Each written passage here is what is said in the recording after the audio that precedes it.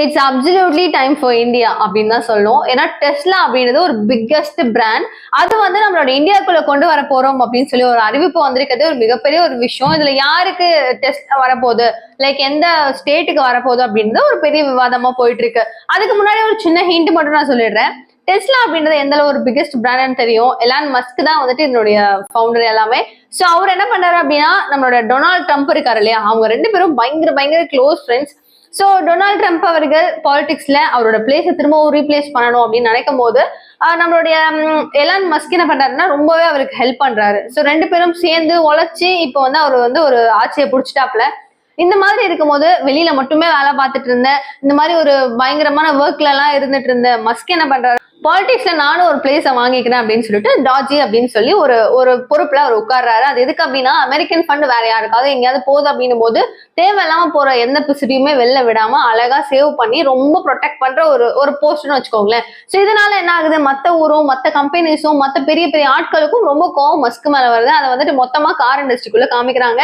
So இந்த car என்ன ஆகுது அப்படின்னா பயங்கரமான ஒரு சேல்ஸ் போயிட்டு, டெக்னாலஜினா இதுதான்ப்பா, டெஸ்லா தான்ப்பா அப்படின்னு சொல்லி எல்லாருமே புகழ்ந்துட்டு இருந்த அந்த டெஸ்லா பிராண்ட் என்ன ஆகுது அப்படின்னா பாலிடிக்ஸ்ல இவர் பண்ற வேலைகள் அப்படின்ற காரணத்தினாலதான் விழுந்துருச்சு, அடி வாங்கிருச்சு அப்படின்னு சொல்லப்படுது.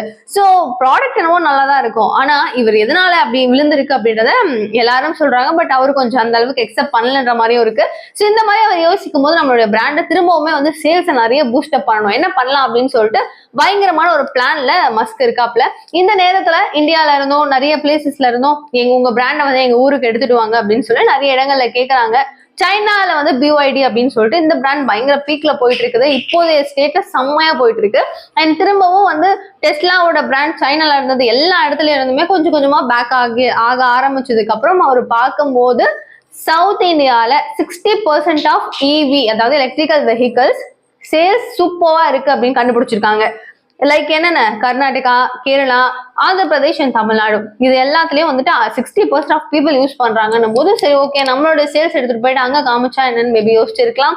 சோ தட் இப்போ வந்து பாத்தீங்கன்னா அந்த பிராண்ட் ஒரு சூப்பர் ஸ்டார் வந்து எலக்ட்ரிக்கல் வெஹிக்கல்ல ஒரு பெரிய பிளேஸ் எடுத்த அந்த டெஸ்லா பிராண்ட் உள்ள வருது. இதுதான் என்னுடைய குட்டி ஸ்டோரியோ இல்ல பெரிய ஸ்டோரியோ, இதுதான் வந்து டெஸ்லா ஏன் உள்ள வருதுன்றதுக்கான விஷயம். சோ இப்போ வந்து மோடிக்கு வந்து ரெண்டு பேருக்கும் நடுவுல ஒரு பெரிய பேச்சுவார்த்தை போயிட்டு இருக்கு.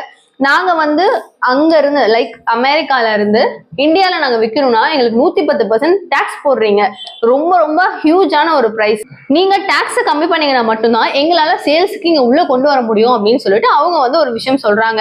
அதெல்லாம் எப்படி முடியும், எங்களுக்கு வந்து நீங்க கொடுத்துட்டு வந்து கொடுக்குறீங்க அப்படின்னும் போது எங்களுக்கு கொஞ்சம் ஹாப்பியா இருக்கும், எங்களுக்கு ஒரு ப்ராஃபிட் இருக்கும் அப்படின்னு பேசும்போது அவங்க அக்செப்ட் பண்ணல. சோ உங்களோட இந்தியா ப்ராடக்ட் எங்களுடைய ஊருக்கு வருது அப்படின்னும் போது நானும் வந்து எல்லாத்தையுமே ஏத்திருவேன் அப்படின்னு சொல்றாரு.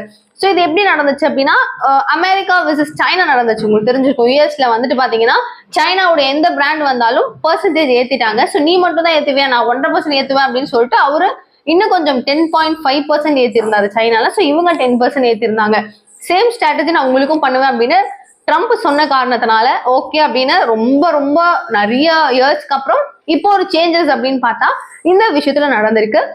இப்போ வந்து பாத்தீங்கன்னா நீங்க விற்கணும் அப்படின்னா 15% நாங்க ரெடியூஸ் பண்ணி கொடுக்குறோம், நீங்க ஆனா வைங்க, ஆனா நீங்க ஒண்ணு பண்ணணும், 4000 கோடி இந்தியாக்குள்ள நீங்க இன்வெஸ்ட் பண்ணணும் அப்படின்னு சொல்றாங்க. அப்படியா, சரி ஓகே அப்படின்னு சொல்லிட்டு அவங்க சைடும் ஓகே சொல்லியாச்சு.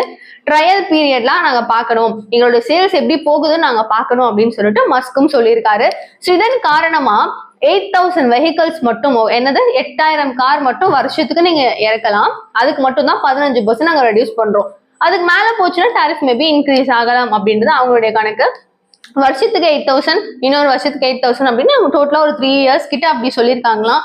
அண்ட் அகெயின் இப்ப அந்த காருங்க எல்லாம் உள்ள வருது, நிறைய சேல்ஸ் ஆகுது, அதுக்கெல்லாம் முன்னாடி 4000 கோடி இன்வெஸ்ட் பண்ணி அவங்க ஒரு பிளேஸ் பிடிக்கணும்ல, எங்க வேணா இருக்கலாம் இந்தியாவில, ஓகேவா.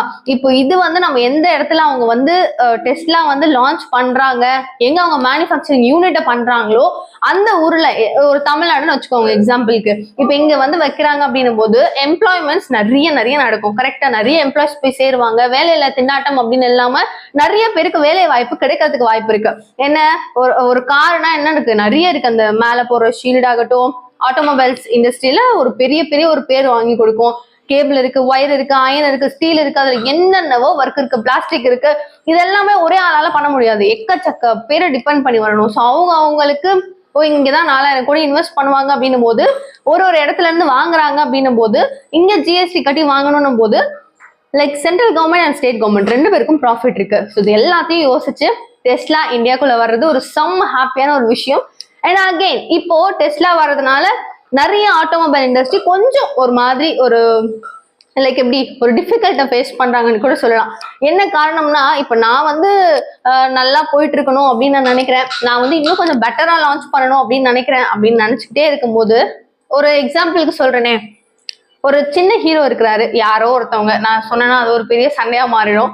ஒரு சின்ன ஹீரோ இருக்காரு, ஒரு பொங்கலுக்கு அவருடைய படம் ரிலீஸ் ஆகுது, வேற எந்த படமும் ரிலீஸ் ஆகல அப்படின்னும் போது அவர் என்ன நினைப்பாரு, அப்பா ஒரு பொங்கலுக்கு ரிலீஸ் ஆகுது, நம்ம படம் ஷுவரா பாக்குறவங்க வந்துருவாங்க, ஓடிடும் நல்லா அப்படின்னு ஒரு செம்ம ஹாப்பில இருக்கிறாருன்னு வச்சுக்கோங்க. அந்த நேரத்துல ஒரு வாரத்துக்கு முன்னாடியோ 2 வாரத்துக்கு முன்னாடியோ கொஞ்சம் சீக்கிரத்துல சூப்பர் ஸ்டாரோடைய படம் ரிலீஸ் ஆகுது அப்படின்னு சொல்றாங்க. ஒரு பிக்கெஸ்ட் ஸ்டாரோடைய படம் ரிலீஸ் ஆகுது அப்படின்னும் போது it may be any kind of story, ஓகேவா, எப்படி வேணா இருக்கலாம். யாருக்கு ப்ரையாரிட்டி போகும் யோசிச்சு பாருங்க, சூப்பர் ஸ்டாருக்கு தான் போகும்ல. இவர் இப்பதான் ஒரு தெரிஞ்சோ தெரியாத முகமோ வராரா இல்ல சூப்பர் ஸ்டாரான்னு பார்க்கும் போது எல்லாரும் மெஜாரிட்டி ஆஃப் த பீப்புள் இவருக்கு தான் போவாங்க. ஸோ இந்த மாதிரி தான் ஒரு எக்ஸாம்பிளுக்கு. ஸோ ஆட்டோமொபைல் இண்டஸ்ட்ரியில டெஸ்லா ஒரு நல்ல பிராண்ட்ல, அதுவும் சூப்பர் பிராண்ட்ல இருக்கிற அவங்க ஆல்ரெடி இந்தியாவுக்குள்ள ஒரு பெரிய பேர் வாங்கிட்டு இருக்கிற டாடா மோட்டார்ஸ் ஆகட்டும், மஹேந்திரா ஆகட்டும், இவங்கெல்லாம் கொஞ்சம் லைட்டா அடி வாங்குவாங்களோ அப்படின்னு. ஏன்னா இவங்க எல்லாமே இப்ப நான் இன்னும் நல்லா சாதிக்கணும் அப்படின்னு நினைச்சு அவங்க ஒரு பயங்கரமான ஒரு மூளையை யோசிச்சு இன்னும் எலக்ட்ரிக்கல் வெஹிக்கல்ஸ்ல இன்னும் இதெல்லாம் பண்ணணும், ஒரு இம்ப்ளிமெண்ட்ஸ் கொடுக்கணும், இன்னும் டெக்னாலஜி இம்ப்ரூவ் பண்ணணும் அப்படின்னு அவங்க ஒரு பிளான்ல இருக்கிற இந்த நேரத்துல ரொம்ப வெல் இம்ப்ரூவ்டா இருக்கிற அவங்களோட பிராண்ட் உள்ள வரும்போது இவங்களுக்கு கொஞ்சம் டிராபேக் நடக்கதான் செய்யும்.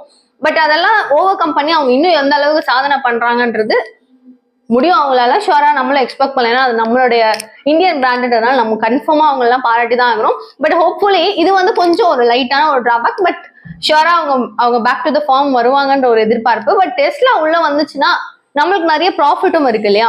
ஸோ இதுதான் டெஸ்லா ஏன் உள்ள வருது, இந்தியன்ஸ்க்கு ஒரு நல்ல டைம் அப்படின்னும் போது. இன்னொரு விஷயம் என்ன சொல்லியிருக்காங்க அப்படின்னா, கார் உள்ள வருது அப்படின்னும் போது நீங்க மேக்ஸிமம் 35 lakhsல இருந்து சேல் பண்ணலாம், மினிமம் பிரைஸ் வேல்யூவா அப்படின்னு சொல்லியிருக்காங்க. ஸோ இந்த ஒரு வேல்யூல ஒரு செம்மையான லக்ஸரி கார் வாங்கணும் அப்படின்னு நினைக்கிறவங்களுக்கு சரியான ஒரு ஜாலியான ஒரு ஹாப்பி 35 to 40 வரும் அப்படின்னு வச்சுக்கோங்களேன். ஸோ இந்த மாதிரிலாம் பல விஷயங்கள் இருக்கு. அண்ட் நெக்ஸ்ட் வீடியோல நான் பேசப்படுற டாபிக் என்னன்னா, இப்ப டெஸ்லா உள்ள வருது, டெஸ்லாக்காக பயங்கர பொட்டன்ஷியலான எஃபர்ட்டை எனக்கு டெஸ்லா வேணும், எங்க ஊர்ல வேணும் அப்படின்னு சொல்லிட்டு மகாராஷ்டிரா, குஜராத், ஆந்திர பிரதேஷ், தமிழ்நாடு அப்படின்னு போட்டி போட்டுட்டு இருக்காங்க. இவங்கள யாருக்கு போகிறதுக்கு சான்ஸ் இருக்கு அப்படின்றத நெக்ஸ்ட் வீடியோல பேசலாம். ஸோ மறக்காம பாருங்க. மேலும் எல்லா விவரங்களும் தெரிஞ்சுக்கிறதுக்கு அப்படியே தெரிஞ்சுக்க சேனலை சப்ஸ்கிரைப் பண்ணிக்கோங்க. Thank you so much for watching this video. Bye bye.